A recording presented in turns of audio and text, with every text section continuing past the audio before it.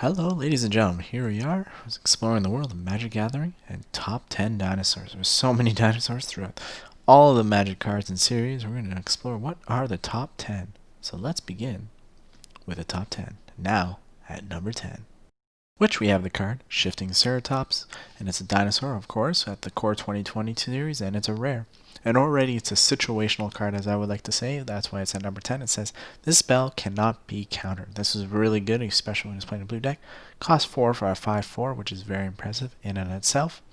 And has protection from blue. Obviously, that's anti-blue. The ability is, cost 1 green forest. It says it can gain your choice of reach, trample, or haste until end of turn. Again, very, very impressive. And this is actually one of the cheapest dinosaurs on this list, which makes this very good at the top 10 because, again, most dinosaurs cost a lot more than this. There are, of course, a few that cost less as well. So let's move on to number 9. And at number 9, we have Burning Sun's Avatar. It's from the series Ixalan, and it's rare. And, again, it costs 5 mana for that 6/6. So that's pretty good in itself. It's a dinosaur avatar, so it's not a legendary, so you can keep pumping those as well. And it says, when Burnings enters the battlefield, it deals 3 damage to target opponent and 3 damage to up to 1 target creature. Well, again, it's not the greatest, it's not the best, but if you are running a mono red deck, for example, this 3 damage to target opponent could be very helpful if you're trying to get out a creature and kill him in the end if you run, for example, a bunch of shocks at the beginning of the game. And then, 3 damage to a target creature. By then, that's very not really helpful, most likely, because by the time you have that 5 out, 3 damage isn't going to do much to creatures. That's why it's at number 9. So we're going to move on to number 8, which we have the card Nezahal, Primal Tide. It's a legendary creature, Elder Dinosaur. Again, this card, like the first one at number 10, is more of a situational card, but it's pretty good. It costs 7 for that 7/7, but it says it cannot be countered, which is very helpful when you're playing against that blue deck, which has annoyingly a lot of counters. It says you have no maximum hand size. When an opponent casts a non-creature spell, you draw a card, so that's really cool. It says discard 3 cards, return to the battlefield under its owner's control at the beginning of the next end step. So it's really cool. If you were going to do wipe, you can discard 3 cards if you really want to keep it. But again, it was really hard to see if I should even put it on the list because of the abilities. It's great, but not great. I don't know.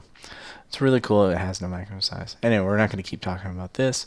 This is why it's at number 8 and has very good abilities, but there are more. So let's move on to number 7, which we have the card Ghalta, Primal Hunger. It's a legendary creature, which is also an Elder Dinosaur. It says it costs X less to cast, where X is the total of creatures you control, and it has trample. So I like the saying too. It says the Earth walks strongest of all. It's a 12/12, so it costs 12 for that 12/12, which is pretty standard. So if you have 5 creatures out third turn, that's 5 less for this to get out. So the faster creatures you can get out, the faster you can get this out. And which makes this why it's at number 7 on this list, because it has trample. Trample is very key when it comes to dinosaurs, because you can get that out and then start plowing over creatures. And I like that. 12/12. It's not many cards that you have over 10. So let's move on to number 6. And at number 6, we have Etali, Primal Storm. It's a legendary creature, Elder Dinosaur, again from the series Arrivals of Ixalan, and it's a rare, as you can see. It was very decided. Again, this is why it's halfway down the list. Again, it's very hard to decide because it costs 6 mana for that 6/6, and it says exile the top card of each player's library. Then you may cast any number of non-land X cards exiled this way without paying that mana cost. Playing 1-on-1, still very impressive, but you're taking a gamble with most people running 20 to 25 land cards in a deck, which again typically would go for a 60-card deck as well. There's a good chance you might draw some lands, so it could be very useless. But again, 6 for a 6/6 is very impressive. And for a dinosaur, this doesn't have trample, flying, or any other ability, while most dinosaurs do, so which is very odd. So I don't even know why this has a legendary status. I feel like it shouldn't have that, but again, that's the way it is.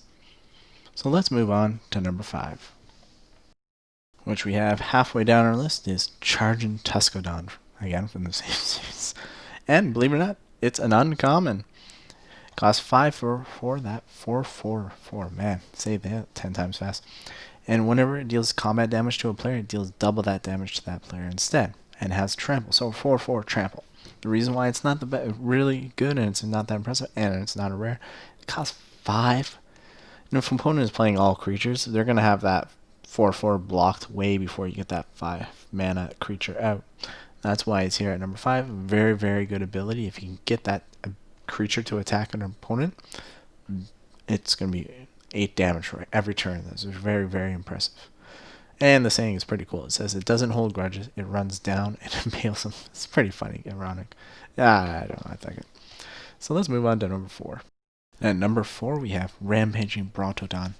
And believe it or not, it's actually from N19 gift packs, not from the regular M19 series, and it's a rare which was totally legal and able to play in the regular series.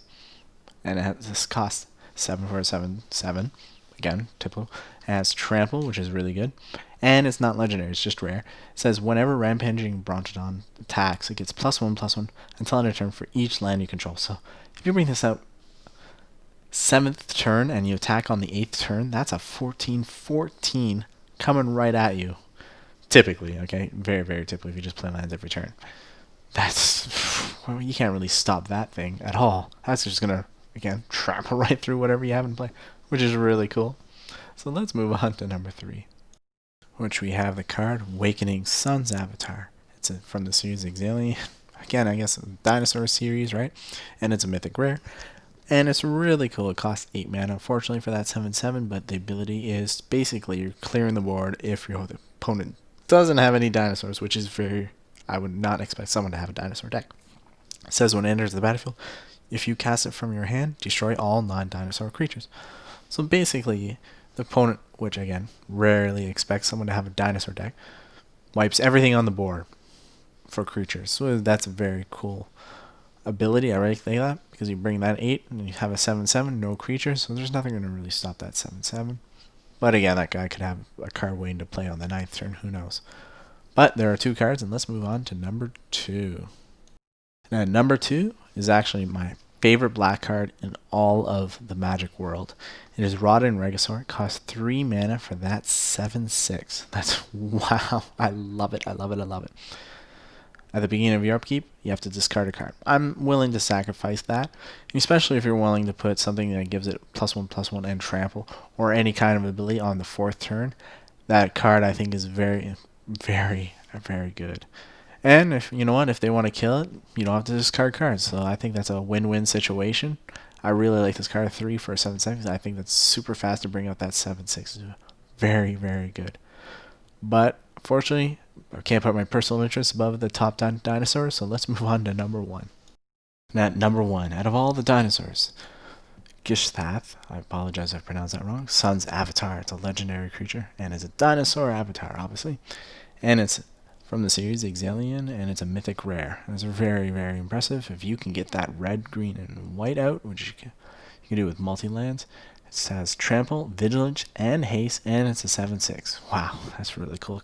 Though the 8 mana, but its ability says whenever it deals combat damage to a player, reveal that many cards from the top of your library, put any number of dinosaur creature cards from among them on to the battlefield, and the rest on the bottom of your library in random order. Well, if you have just a plain dinosaur deck, you have this. Just keep pump. And if you bring out that legendary creature, it helps you bring out another dinosaur in case you keep pumping. So that's why this is at number 1. This is a very, very good card, because if you have a dinosaur deck, it just keeps bringing them out. Well, and I like it because it has Trample, Vigilance, and Haste. You can't beat that with a dinosaur. And the picture, though, I find a little odd. Though it's very, very multicolored, but I guess that's the purpose of it.